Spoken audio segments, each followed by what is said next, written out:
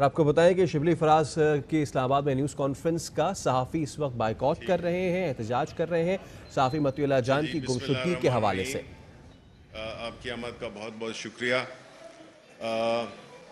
میں ظاہر ہے کہ آپ کے سوالات کے جوابات دینے کے لیے حاضر ہوں۔ میں یہ جب پہلے ہم یہ ذرا اس کو بیان کر دیں، کون سا 10 منٹ کی بات ہے، تو اس کے بعد ظاہر ہے آپ کے سوالات ہی ہوں گے۔ تو آج ہی پرائم منسٹر عمران خان کی سربراہی میں ہماری کیبنٹ کا اجلاس ہوا، جس میں کہ سب سے پہلی بات جو کی گئی وہ ٹی وی لائسنس فی جو کہ 35 روپے سے 65 روپے بڑھا کے 100 روپے کرنے کا ایک پروپوزل تھا۔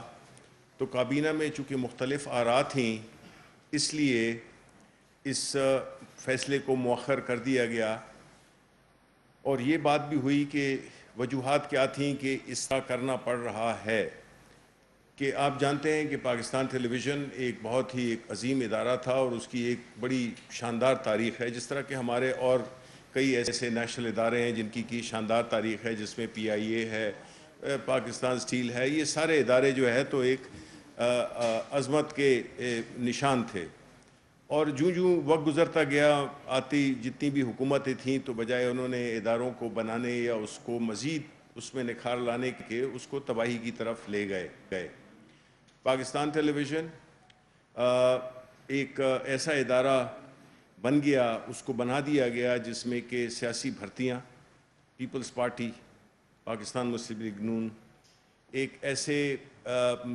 اس میں ایک بد انتظامی اور میرٹ کے برعکس جو بھرتیاں کی گئیں، اس نے ظاہر ہے کہ اس ادارے کو بالکل زمیں بوس کر دیا ہے۔ اب ادارے کو ہم نے دوبارہ کھڑا کرنا ہے،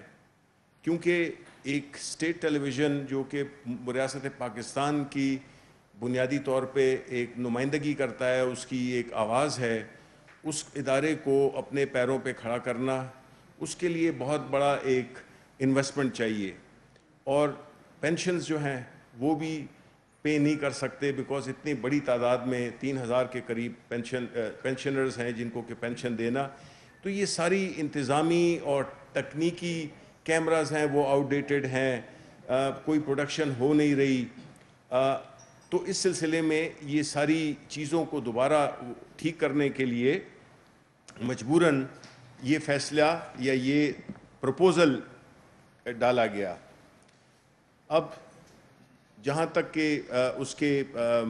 بنانے میں یا اس کو ہم نے کس طرح سے ری سٹرکچر کرنا ہے، اس کے بارے میں پورے پلاننگ ہوئی ہے۔ صرف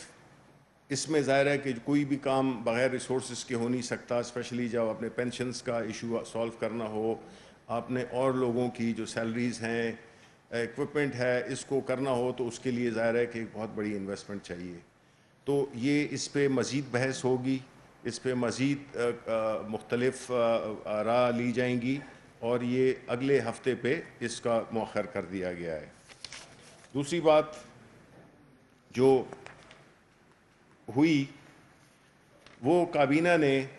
جو پرائم منسٹر صاحب نے جو ایک انیشیٹو لیا تھا، ایک اپنی جو ان کا ہمیشہ سے ایک موقف رہا ہے کہ جو بھی عوامی نمائندے ہوتے ہیں ان کو اپنے اثاثے ڈکلیئر کرنے چاہیے، اور یہ کام انہوں نے جب 2011 میں کیا تھا، جب کہ اس وقت ہم جو بھی کور کمیٹی کے ممبران تھے ان کو کہا گیا تھا اپنے اثاثے ڈکلیئر کرنے کے، جو کہ ہم نے کیے۔ تو یہ اسی سلسلے کی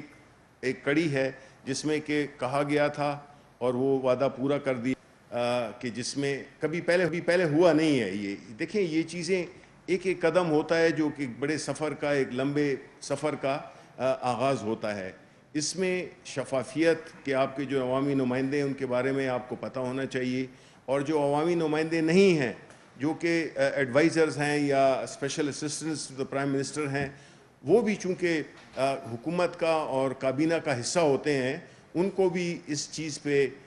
وہ کیا جائے، مجبور کیا جائے، یا ان پہ بھی یہ شرط عائد کی جائے جو کہ منتخب نمائندوں پہ ہوتی ہے، جو کہ وہ اپنے اثاثے۔ تو یہ پہلے کبھی کام نہیں ہوا، اور میں سمجھتا ہوں کہ ہم نے پوری کیبنٹ نے پرائم منسٹر کے اس فیصلے کو سراہا، اور اس کی یقین دہانی کرائی گئی کہ آئندہ بھی ہم جو ہے تو اسی فلسفے کو لے کے آگے چلیں گے، جس میں کہ ہر چیز میں شفافیت ہو، کہ عوام کو پتہ ہو کہ ان کے جو حکمران ہیں وہ ان کے کیا اثاثے ہیں، کہاں پہ ہیں اور کیسے بنے۔ وہ تو ان کا کام یہ نہیں کہ کیسے بنے، یہ تو بعد کی بات ہے، اگر اس کو کوئی کوشچن کرنا چاہے تو وہ کر سکتا ہے۔ دوسری بات جو ہوئی وہ کہ پچھلے ہفتے آپ کو یاد ہوگا کہ دیامیر بھاشا ڈیم، اس کا افتتاح کیا گیا، افتتاح تو نہیں، اس کے کام کو آگے بڑھانے کے لیے، اس کو زمین پہ لانے کے لیے، کیونکہ یہ تو بہت پرانا پروجیکٹ ہے لیکن اس کو گزشتہ حکومتیں آگے چلا نہیں سکیں، جو بھی وجوہات تھیں، یہ کمٹمنٹ کی کمی تھی، چونکہ بہنگی بجلی کے وہ سودے ہو رہے تھے، تو اس لیے کسی نے یہ نہیں سمجھا کہ اس جو ہے ایسے پروجیکٹس کیے جائیں جس میں کہ ایک تو سستی بجلی پیدا ہو سکے، سیراب زمینیں ہو سکیں، پانی کا سٹوریج ہو سکے۔ تو اس چیز کو ہم نے دوبارہ سے شروع کیا ہے، جو کہ میرا خیال ہے کہ ایوب خان کے بعد کوئی ایک ایسا بڑا پروجیکٹ نہیں شروع ہوا جو کہ اس کو شروع کیا گیا، اور اس کے ثمرات انشاءاللہ قوم بھی دیکھے گی۔ اور اگر ہم درخت لگاتے ہیں تو ضروری نہیں ہے کہ ہم اس کے سائے میں بیٹھنے کے لیے وہ درخت لگاتے ہیں، یہ مستقبل کی جو نسلیں ہیں ان کے لیے بھی آپ کو کام کرنا پڑتا ہے اور کرنا چاہیے، جو کہ ماضی کی حکومتوں میں ہم نے دیکھا کہ اس کی شدید کمی تھی، اور اسی وجہ سے ہم آج اس ایسی سچویشن میں ہیں کہ جس میں کافی تکالیف ہیں ہماری، جو بجلی کے جس ریٹس پہ بن رہی ہے، جو معاہدے کیے گئے۔ پھر آپ کی جسے کہتے ہیں کہ جو آپ سے تعلق رکھنے والی خبر ہے کہ اس پہ بھی پرائم منسٹر صاحب نے بڑا برہمی کا اظہار کیا کہ جو بقایا جات ہیں اخبارات کے، میڈیا کے، ان کو ابھی تک مکمل طور پہ کیوں نہیں پے کیا گیا۔ انہوں نے مجھے یہ ٹاسک دیا اور 1 ہفتے کا ٹائم دیا تمام منسٹریز کو کہ وہ اپنے جتنے بھی ان کے آؤٹ اسٹینڈنگ واجبات ہیں وہ پورے کریں گے، اور مجھے آپ رپورٹ دیں کہ اگلے ہفتے اگلی کیبنٹ میں یہ سارے پیسے جمع ہو جانے چاہیے۔ تو یہ ایک بڑی اچھی بات ہے کہ پرائم منسٹر صاحب ان کو اس چیز کا احساس ہے کہ جو بھی بقایا جاتے ہیں وہ ضرور ملنے چاہیے۔ تو اس لیے میں یہ یقین رکھتا ہوں کہ اگلے ہفتے تک ہمیں جو بھی یہ پیسے ملیں گے ہم فوراً اس کو تقسیم کر دیں گے اپنے صحافی بھائیوں کے پاس۔ اس کا جی میکنزم ہم ابھی اس پہ بات کر لیتے ہیں۔ پھر جو ایک اور اہم بات جو کہ اس وقت اس پہ کافی میڈیا پہ بھی آ رہی ہے، وہ ہے گندم، کہ گندم کی جو قیمت بڑھ رہی ہے آٹے کی، اس سلسلے میں پرائم منسٹر صاحب نے بڑی کلیئر طریقے سے اس پہ موضوع پہ جو متعلقہ وزارتیں تھیں ان سے پوچھا، فائنینس منسٹری سے، فوڈ سیکیورٹی اور جتنے بھی پلاننگ جتنے بھی تھے، اس میں آپ کو پتہ ہے کہ پرائم منسٹر صاحب ہر کیبنٹ ممبر سے اگر وہ چاہے تو کوئی بھی سوال تو وہ اس کو اجازت دیتے ہیں، اور ایک بڑی پارٹیسپیٹری، ایک بڑی، میرے لیے تو پہلا تجربہ ہے، میں اور کسی کیبنٹ میں شامل نہیں تھا یا اور حکومتوں میں، لیکن میرا نہیں خیال ہے پہلے تو وہاں پہلی حکومتوں میں کیبنٹ کے اجلاس ہوتے ایسے تھے جس طرح کہ کبھی کبھار جو ہے تو ہم جس طرح عید مناتے ہیں سالوں میں ہوتی تھی، مہینوں میں ہوتی تھی، تو چونکہ ہمارا ایک ریگولر وہ ہے تو اس سے ہماری ایک تو سارے منسٹرز پارٹیسپیٹ کرتے ہیں، اپنی سجیشنز دیتے ہیں۔ تو گندم اور آٹے کے بارے میں ہماری حکومت بہت ہی زیادہ اس کے بارے میں کنسرن ہے کہ آٹے کی قیمت زیادہ نہ ہو، اور جو گندم کی فراہمی ہے وہ بر وقت اور اس کی ترسیل میں کوئی بھی رکاوٹیں نہ ہوں۔ اس وقت جو ہمارے پاس جو کہ ایسٹیمیٹس تھے کہ جو 1 ملین سے 1.5 ملین ٹن کی جو ہماری کنزمپشن اور ہماری جو پروڈکشن ہے اس میں جو گیپ تھا، اس کے لیے بھی حکومت نے یہ اجازت ہے کہ پرائیویٹ لوگ بھی اور حکومتی بھی یہ امپورٹ کر سکتے ہیں اس گیپ کو ختم کرنے کے لیے، اور آلریڈی 3-4 لاکھ ٹن کی وہ ہو بھی چکی ہے، آرڈرز بھی پلیس ہو چکے ہیں، کیونکہ ہم یہ چاہتے ہیں کہ کسی طرح سے بھی کوئی جو وہ لوگ خاص طور پہ جو ذخیرہ اندوزی کر رہے ہیں، دیکھیں یہ ہمارے مذہب میں بھی اور ہمارے دنیا کے عام جو مسلمان ملک نہیں بھی ہیں، یہ اس طرح چیزوں کو ذخیرہ اندوزی کرنا समाज की दुश्मनी है। तो इसमें लोगों का भी फ़र्ज़ बनता है कि वो निशानदही करें ऐसे लोगों की जो इसकी ज़ख़ीरा अंदोज़ी के मुर्तकिब पाए जाएँ। इस सिलसिले में सिंध हुकूमत से भी रिक्वेस्ट की गई कि जो उनको भी जो इम्पोर्ट के लिए इम्पोर्ट होते हुए आएगी तो उसमें वो जो रास्ते में वो जो ₹1.25 टन का जो वो लगाते हैं टैक्स लगाते हैं, एक्साइज ड्यूटी जो लगाते हैं, उसको भी उनसे रिक्वेस्ट की गई है कि वो उसकी छूट दें, क्योंकि मकसद इस वक्त जो है तो सिर्फ वो नहीं करना है, आवाम को सहूलत देनी है। तो ये इनकरेज किया गया है प्राइवेट पार्टीज़ को भी कि अगर उनको भी उसकी इंपोर्ट में कोई भी मराद दी जानी चाहिए वो भी देनी चाहिए, क्योंकि बाद औक़ात ये भी होता है कि बाहर के मुल्कों में कीमत महंगी होती है पाकिस्तान में के मुकाबले में, तो हमें वो बैलेंस क्रिएट करने के लिए अगर कोई मराद देनी पड़े तो उससे भी हम दरेग नहीं करेंगे। और इसको हमारी पूरी हर लेवल पे ये कोशिश होगी कि जो खैबर पख्तूनख्वा है वहाँ पे स्मगलिंग को भी रोका जाए, और जो पंजाब है, सिंध है, ये सब जो है ना ये एक ही मुल्क है, और इसमें जो सप्लाई एंड डिमांड है उसमें कोई भी हमें गैप नज़र नहीं आना चाहिए। उसके अलावा जो एजेंडे की बात हुई तो उसमें जो एजेंडा था वो काबीना ने cash management and treasury single account rules, management and treasury single account rule 2009 की मंजूरी दी।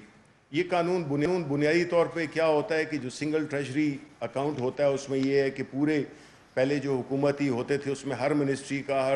हर डिपार्टमेंट का डिवीज़न का अपना अपना एक अकाउंट होता था, तो वो कई दफ़ा जो है तो वो उसमें वो सलाहियत नहीं होती थी कि वो उसको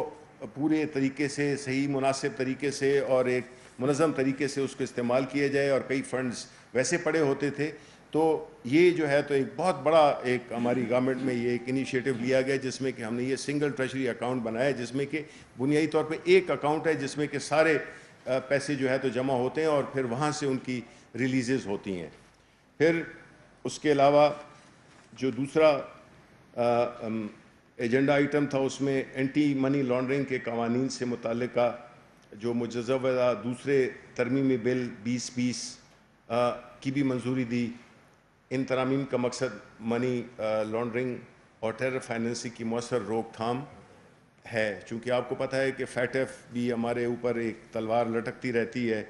तो कई कवानीन जो कि हमने अभी जो हमें टाइम मिला हुआ है उसमें हमने कई कवानीन में तरामीम करनी है कि इसका सदेबाब किया जा सके मनी लॉन्ड्रिंग का और टेरर फाइनेंसिंग का। तो उस सिलसिले में ये एक तरामीम थी जो कि अप्रूव की गई। फिर इसी तरह इंसदाद दहशतगर्दी एक्ट 1997 के हवाले से भी मुजव्वज़ा तरामीम की गई। फिर कोड ऑफ क्रिमिनल प्रोसीजर 1898 उसमें मुजव्वज़ा तरामीम की मंजूरी जो कि बुनियादी तौर पे मनी लॉन्ड्रिंग और टेरर फाइनेंसिंग को डील करती हैं। फिर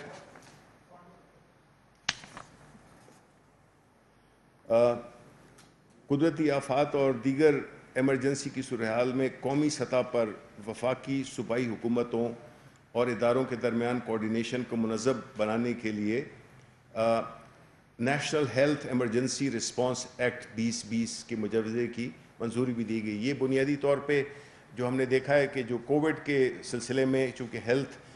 एक सूबाई सब्जेक्ट है और कई ऐसे हैं कुछ जो सूबाई सब्जेक्ट्स हैं, तो उसमें कोरोना वायरस के सिलसिले में हमने यही देखा कि ये तो NCOC अगर ना होती तो बड़ा मुश्किल होता कोऑर्डिनेट करना ये सारे इदारों को, लॉजिस्टिक्स को, और शायद यही वजह है कि हमने इतनी कामयाबी के साथ इस मूसी वबा से हमने बड़ी अच्छे तरीके से वक्त साबित कर रहा है, दुनिया कह रही है, हम खुद भी देख रहे हैं कि माशाल्लाह अल्लाह ताला के फजल से और प्राइम मिनिस्टर इमरान खान की जो एक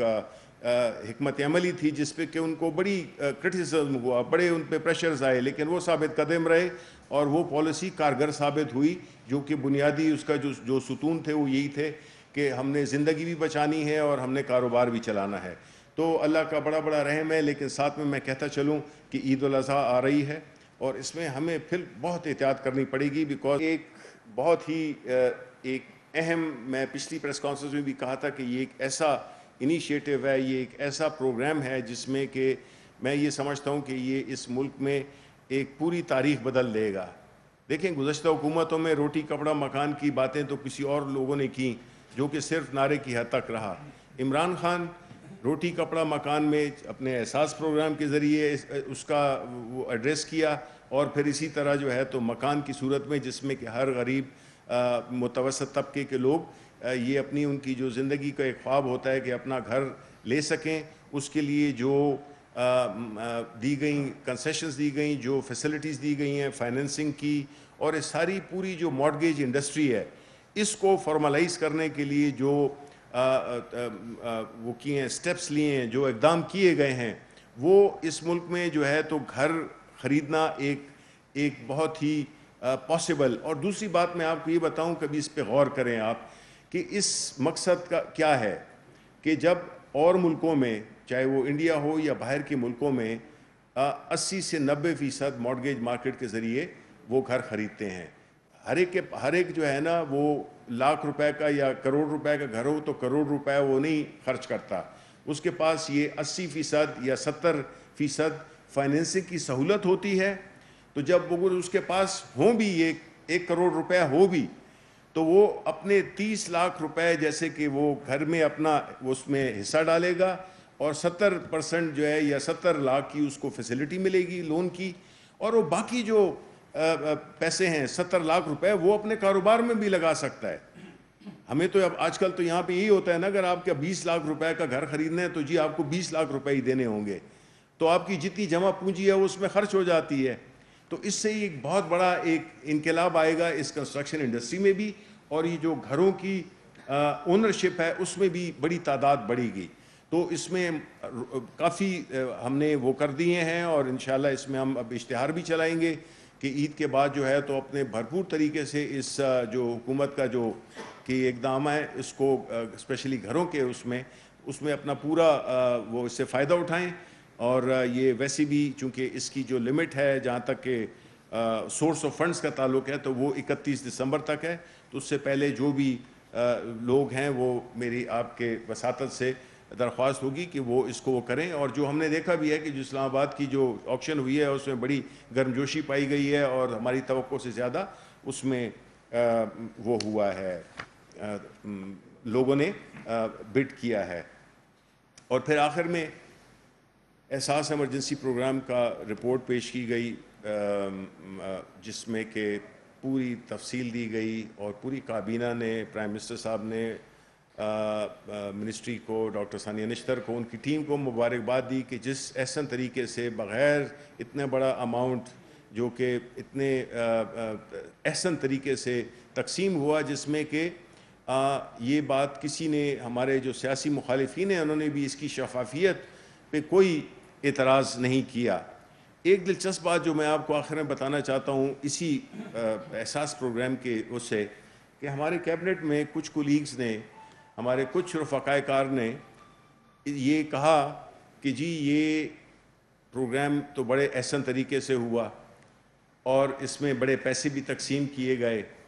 لیکن اس سے ہمیں کوئی سیاسی فائدہ نہیں ہوا. تو پرائم منسٹر صاحب کا جواب سننے والا ہے. پرائم منسٹر صاحب نے کہا کہ دیکھیں، ہر کام آدمی سیاست کے لیے نہیں کرتا،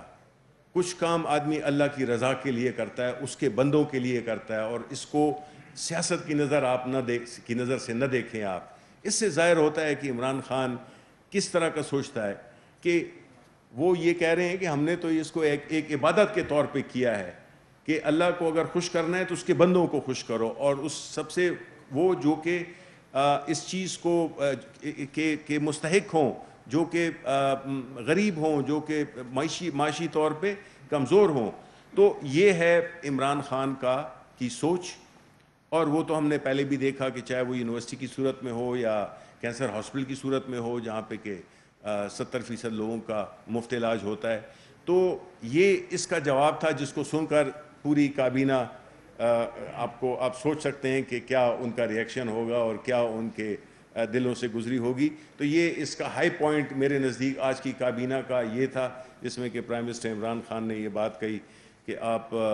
اللہ کے بندوں کے لیے کریں, آپ سیاست کے لیے نہیں کریں. وہ سارے اللہ کے بندے ہیں, سیاست ہم اور چیزوں میں کریں گے, اور اگر ایسا ہوگا تو اللہ تعالیٰ برکت بھی ڈالے گا اور اللہ تعالیٰ ہم پہ اپنا رحم بھی کرے گا. تو بہت بہت شکریہ. یہ میں آخر میں سوری یہ کچھ وہ ہیں ہمارے مجھے دیا گیا تھا APRNS کے جو وہ ہیں ان کے بھائی کا انتقال ہو گیا ہے, میں پڑھ دیتا ہوں. جی, وہ all Pakistan regional newspaper society کے مرکزی صدر غلام مرتضیٰ جٹ صاحب کے بڑے بھائی چیف ایڈیٹر لاہور کی وفات پر دعائے مغفرت فرمائیں. روزنامہ مسافت لاہور, ٹھیک ہے جی. تو ہم دعا کرتے ہیں کہ جی ان کو اللہ تعالیٰ اپنے جواہر رحمت میں جگہ دے, اور ان کو ان کی جو خاندان ہے ان کو صبر کی توفیق عطا فرمائے. اور ساتھ ہی میں یہ کہہ دوں گا کہ وہاں پہ تربت میں ایک دھماکہ ہوا ہے, اس کی بھی ہم مذمت کرتے ہیں, اور جو جانیں ضائع ہوئی ہیں ان پہ بھی ہمیں دلی دکھ ہوا ہے, اور ان کی اور جو زخمی ہوئے ہیں ان کی ہم صحتیابی کے لیے دعا کرتے ہیں. اور ایک آخر میں کہ جو ادارہ دارالسکون کی بانی رکن سسٹر رتھ لیوس کے انتقال کی خبر پر بھی دل انتہائی رنجیدہ ہے. ان کے اہل خانہ, ادارے کے تمام سٹاف سے ہم دلی تعزیت کرتے ہیں, اور رتھ لیوس کی سماج اور خصوصاً بچوں کے لیے جو خدمات تھیں وہ ہمیشہ یاد رکھی جائیں گی. بہت بہت شکریہ. جی بولیں آپ. سر آپ تھینک یو ویری مچ کہ آپ ہماری فیٹرنیٹی سے تعلق رکھتے ہیں اور میڈیا کا درد بھی اپنے دل میں رکھتے ہیں. آپ سے ریکویسٹ یہ ہے کہ آج ایک صحافی کا دن دہاڑے اسلام آباد میں ان کو جو کڈنیپ کیا گیا, ابھی نہیں پتہ چلا کس نے کڈنیپ کیا. آپ سے ریکویسٹ یہ ہے کہ آپ انٹرویو کریں, اور پرائم منسٹر عمران خان صاحب سے بھی کہیں کہ اس میں ڈائریکٹ انٹرسٹ لیں اور فوری طور پہ ان کو بازیاب کرایا جائے, اور یہ دیکھا جائے کہ جس کیپٹل میں اس طرح کی واقعہ ہو رہا ہے یہ دوبارہ نارمل. جی بالکل. اس میں جی یہ بات ہے کہ ابھی کابینہ کے اجلاس ختم ہونے کے بعد, ابھی آپ کو پتہ ہے کہ کابینہ کے اجلاس 1 گھنٹہ 1.5 پہلے ختم ہوا, تو مجھے یہ خبر ملی. میں نے اسی وقت جو انٹیریئر منسٹر ہیں اعجاز شاہ صاحب, ان کو میں نے فون کیا. وہ راستے میں تھے, ان کے بھائی میرا خیال ہے کہ کافی سیریس کنڈیشن میں ہیں, تو وہ اسپتال کی طرف جا رہے تھے. لیکن میں آپ کو اتنا یقین دلاتا ہوں, مجھے اس کی پوری تفصیلات کا بھی علم نہیں ہے, لیکن یہ تو طے ہے کہ ان کو اغوا کیا گیا ہے. ہم پوری کوشش کریں گے کہ آج جلد ہی جلد کم از کم ہمیں پتہ چل جائے کہ وہ کہاں پہ ہیں, اور کیا کیا تدابیر اختیار کی جائیں جس سے کہ ان کو وہ کیا جائے, ریکور کیا جا سکے. ظاہر ہے کہ یہ حکومت کا فرض ہے, اور حکومت اپنا فرض پوری طرح سے ادا کرے گی. جی سید صاحب ادھر میں سے یہ مجھ سے بات کرتے ہیں. جی اچھا, ایک تو آپ نے ذکر کیا گندم کی جو پہلے تو یہ صرف بتا دیں کہ یہ لوگ کیوں نہیں پکڑے جاتے, یہ ایجنسیز کا کیا مطلب اس میں گورنمنٹ کی کیا کمزوری ہے. دوسرا یہ کہ پچھلی دفعہ بھی کیبنٹ نے کراچی کی لوڈ شیڈنگ کے حوالے سے مطلب بات ہوئی, پرائم منسٹر نے اس کا نوٹس لیا, مگر وہ کراچی کی لوڈ شیڈنگ بجائے کم ہونے کے غیر اعلانیہ وہ لوڈ شیڈنگ شروع ہو گئی. اور تیسرا آپ نے جو ہے آپ نے کہا ہے کہ یہ اس سے عید سے پہلے یہ جس طرح آپ نے پیمنٹ وغیرہ کا ذکر کیا ہے, تو آپ کو شاید یاد ہوگا پچھلی عید کے بھی مطلب اس طرح پیمنٹ کا تھا, مگر ایجنسی اور لوگوں نے جو ہے وہ بالکل کوآپریٹ نہیں کیا تھا. تو اس دفعہ یہ انشور کرتے تاکہ عید پہ لوگوں کی عید. دیکھیں, ہماری تو پوری کوشش ہوتی ہے کہ ہمارے جو صحافی بھائی ہیں جو میرے سامنے بیٹھے ہوئے ہیں, جو آپ کے باہر ہیں, وہ کہ جس طرح میں نے آپ کو پرائم منسٹر صاحب کا بتا دیا ہے کہ وہ کس دل سے سوچتے ہیں, وہ زیادہ وہ بجائے وہ مالکان کے وہ زیادہ آپ کا سوچتے ہیں. ٹھیک ہے, کیونکہ ہماری پہلی اس میں بھی یہی کوشش تھی کہ جی, اور ہم نے باقاعدہ ایفیڈیوٹ بھی لیے, اور ہماری کوشش تھی کہ یہ جو ہے تو جو تنخواہیں ہیں وہ پے کی جائیں. لیکن وہ مجھے نہیں پتا, بیکاز جو ابھی تک مجھے اس کا کوئی فیڈ بیک ملا نہیں ہے. اتنا مجھے یقین ہے کہ سب کو نہیں ملی ہیں تنخواہیں, لیکن جہاں پہ جو ادارے جن کو کہ پیسے دے دیے گئے ہیں, جو میری خبر ہے وہ یہ ہے کہ جو الیکٹرانک میڈیا ہے اس میں تو ساروں کو پیمنٹ کر دی گئی ہے. اب وہ PIO صاحبہ ہیں نہیں, ان کو ہونا چاہیے تھا, لیکن کہ وہ مجھے بھی بتا دیتی. لیکن جو میری خبر ہے وہ یہی ہے کہ جو الیکٹرانک میڈیا اور اب جو پرنٹ میڈیا ہے اس کا بھی ہم انشاءاللہ جس طرح کہا ہے کہ یہ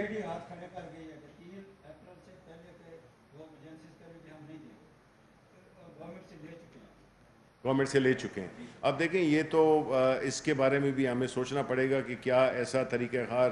اختیار کیا جائے جس میں کہ جو اصل لوگ ہیں جس میں کہ جو کہ سیلریز ہیں اس کا کوئی اب طریقہ کار ویسے عام طور پہ ہم بنا رہے ہیں ایک ایسا پورا سسٹم, کیونکہ اس میں بڑی کمپلیکیشنز بھی ہیں, لیکن ہماری کوشش یہی ہے کہ ایسا کوئی طریقہ کار اختیار کیا جائے کہ جس میں کہ یہ ان کے اس پہ ہمیں نہ چھوڑیں, ان کی مرضی پہ ہم نہ چھوڑیں کہ وہ ان کا دل چاہے تو وہ دے دیں یا دل نہ چاہے تو نہ دیں. تو ایک ایسا میکانزم اس باقاعدہ ایک قانونی طریقہ ہم بنا رہے ہیں جس میں کہ کم از کم یہ چیزیں نہ ہوں اور جو امپلائیز ہیں ان کو ان کی تنخواہیں مل سکیں. جی دیکھیں لوڈ شیڈنگ کا جہاں تک تعلق ہے اس میں جو کراچی الیکٹرک کا وہ وزارت توانائی اس کی مختلف اوقات میں اس کی ایکسپلینیشن دے چکی ہے. اس کا جو کراچی الیکٹرک ہے اس کے مسائل ظاہر ہے کافی پیچیدہ ہیں, اس میں مینجمنٹ کے بھی ایشو ہیں, اور ابھی تو اس وقت آپ کو پتہ ہے کہ وہ تو ابراج رو کے پاس ہے بھی نہیں, اس کو تو لیکویڈیٹرز ہینڈل کر رہے ہیں. تو ہماری تو کوشش یہی ہے کہ جو لوڈ شیڈنگ ہے یہ ختم ہو, فرنس آئل ہے اس کی وہ بھی پہنچ گیا ہے. تو میں یہ سمجھتا ہوں کہ اگلے 1-2 روز میں یہ سچویشن کافی بہتر ہو جائے گی. جناب شبلی صاحب, عرض یہ ہے کہ موجودہ صورتحال میں حکومت کو پہلے ہی کافی چیلنجز درپیش تھے. کورونا کی وجہ سے 100 نئے قسم کی چیلنجز اس میں مزید شامل ہو گئے, 100 مختلف شکلیں ہیں جی. تو ان سے مقابلہ کرنے کے لیے آپ جہاں اصلاحات لا رہے ہیں, احتساب کا عمل قابل تحسین ہے, وہاں ضرورت ہے کہ فوری طور پہ معاشی اصلاحات اور ایمنسٹی بل لایا جائے اور اس کو پھر اسمبلی سے پاس کرایا جائے, کیونکہ اس وقت معاشی ریلیف کی بہت شدید ضرورت ہے. یہ بیک بون ہے. تو باقی دیگر جیسے آپ اور کاموں میں دلچسپی لے رہی ہے آپ کی حکومت, تو قابل تحسین عمل ہے, احتساب کا عمل بھی بہت اچھا ہے, ترقیاتی عمل جو ہے وہ بھی جاری ہے, لیکن اس کے ساتھ ساتھ معاشی اصلاحات اشد ضروری ہے. بالکل جی, ورنہ یہ باقی چیزیں بے سود رہیں گی. نہیں درست کہا آپ نے. دیکھیں میں یہ ضرور کہتا چلوں کہ جو وجہ سے آپ نے درست کہا, کورونا کی وجہ سے جو مسائل پیدا ہوئے ہیں وہ اس کا کوئی حساب ہی نہیں ہے, لیکن ساتھ ہی ساتھ میں ہم اللہ کے شکر گزار ہیں اور ہم اپنے پرائم منسٹر کے بھی شکر گزار ہیں کہ انہوں نے ہمیں جو ہماری جو رہبری کی وہ بڑے احسن طریقے سے کی, کیونکہ یہ نقصان مزید برے ہو سکتے تھے اگر ہم اپنے ہمسایہ ملک کو دوسرے ملکوں میں ہم دیکھیں تو وہاں پہ تو بالکل زمین بوس کر دی ہے پورے معاشروں کو, پوری اکانومیز کو. اب جو یہ پرائم منسٹر صاحب کا جو یہ انیشیٹو ہے ہاؤسنگ کا, دیکھیں اکانومی ریوائیو تبھی ہوتی ہے جب اس میں اکنامک ایکٹیویٹی ہو, اور کنسٹرکشن ایک ایسی انڈسٹری ہے جو کہ اپنے ساتھ 50-60 انڈسٹریز کو بھی لاتی ہے, کیپٹل انٹینسو بھی ہے, لیبر انٹینسو بھی ہے. تو یہ اگر پورے ملک کے پیمانے پہ یہ اگر ہو جائے تو اس سے بڑی چیزیں اکانومی کو کک سٹارٹ کرنے کے لیے ہمیشہ ریئل اسٹیٹ کنسٹرکشن نے بہت بڑا رول ادا کیا ہر ملک میں. تو ہم یہ سمجھتے ہیں کہ یہ بھی اسی سلسلے میں یہ ایک بہت ہی اہم وہ ہوگا, ایک سٹیپ ہوگا جس سے کہ اکانومی جس کی طرف آپ اشارہ کر رہے ہیں وہ ریوائیو بھی ہوگی, اور اس کے ساتھ ساتھ اور بھی جو اصلاحات ہیں وہ ہوں, چاہے وہ ٹیکسز کی مد میں ہوں یا اور کوئی ایسے انسینٹیوز ہوں جس پہ کہ دن رات کام کر رہے ہیں, اور وہ بہت زیادہ اس بارے میں وہ رہتے ہیں کہ بنیادی چیز یہ ہے کہ اکانومی فنکشنل ہو. آج بھی انہوں نے ذکر کیا تھا. سوال یہ ہے کہ آپ نے فرمایا کہ پاکستان کے عظیم ادارے زمین گوشت ہو گئے, 2.5 سال تو آپ لوگوں کو بھی ہو گئے, ان کی بحالی کے لیے کیا کیا, چیز بڑھانے سے ادارے بہتر نہیں ہوں گے, اس سے اور بھی تباہی کی طرف دیں گے, اور پی آئی اے کا جو حال ہو رہا ہے آپ لوگوں کو ٹھیک کرنے کی کوشش کر رہے ہیں, لیکن رفتار بہت سلو ہے, تو اس کو اس کرنے کے لیے کیا آپ کے پاس پروگرام ہے؟ دیکھیں جہاں تک پاکستان ٹیلی ویژن کا تعلق ہے تو آپ کو پتہ ہے کہ جس ادارے پہ بھی آپ ہاتھ رکھیں وہ جو ہے تو اپنی ایک پوری ایک کہانی ہے, ایک پورا ایک ایسا مجموعہ ہے کتنی تلخ حقیقتوں کا کہ وہ آپ سے پوشیدہ نہیں ہے. پاکستان ٹیلی ویژن میری یہی کوشش ہوگی, پرائم منسٹر صاحب کی بھی یہی کوشش ہے کہ ہم اس ادارے کو ایک بڑا ٹرانسپیرنٹ, ایک بڑا افیکٹو اور ایک ایسا ادارہ بنائیں جس میں کہ اب ہوتا کیا ہے کہ پاکستان ٹیلی ویژن نے اتنا اپنی افادیت کھو دی ہے. یہ جتنے بھی لوگ آپ کو بڑے بڑے اینکرز بھی نظر آتے ہیں وہ یہ سارے پہلے پاکستان ٹیلی ویژن میں تھے. کیا وجہ ہے؟ کیا وجہ ہے کہ یہ آج جو ہے تو یہ اس کو ایک خاص طریقے سے اس کو لوگوں نے وہ کیا. ایک تو